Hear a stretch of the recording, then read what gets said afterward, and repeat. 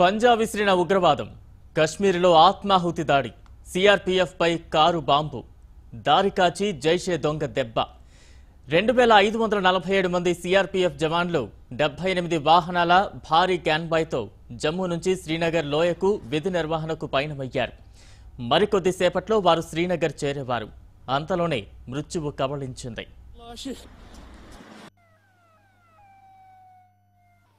चलो चलो ठीक है, ओके ओके ओके ओके कोई बात नहीं ओके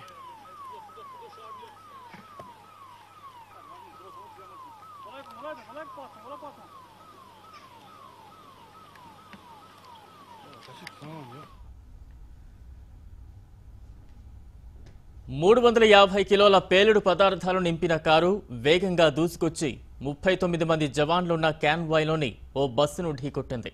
పెను విలయం. ఆ బస్సులోని ఒక్క జవాను మిగల్లేదు. అసలు బస్సే మిగల్లేదు. పేలుడు ధాటికి ఇనుప ముద్దగా మారిపోయింది. పేలుడు శబ్దం 12 కిలోమీటర్ల దాకా వినిపించింది. క్యాన్వాయ్లోని మరికొన్ని బస్సులు ధ్వంసమయ్యాయి. మొత్తం 44 మంది జవాన్లు వీరమరణం పొందారు. అనేక మంది గాయపడ్డారు. భారత వీర జవానుల వేడి నెత్తుడితో మంచు కొండలు ఎర్రబారాయి.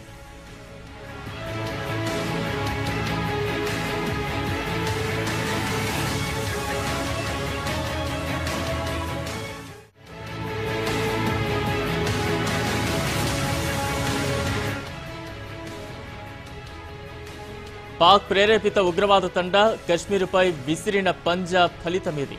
ఈ దాడి చేసింది తామేనని మసూద్ అజార్ నేతృత్వంలోని జైషే ఉగ్రవాద సంస్థ ప్రకటించుకుంది. ఆదిల్ అహ్మద్ అనే కశ్మీరీ ఉగ్రవాది ఏదో ఘనకార్యం సాధించినట్లుగా ఆత్మాహుతి దాడి చేసినట్లు వెల్లడించాడు.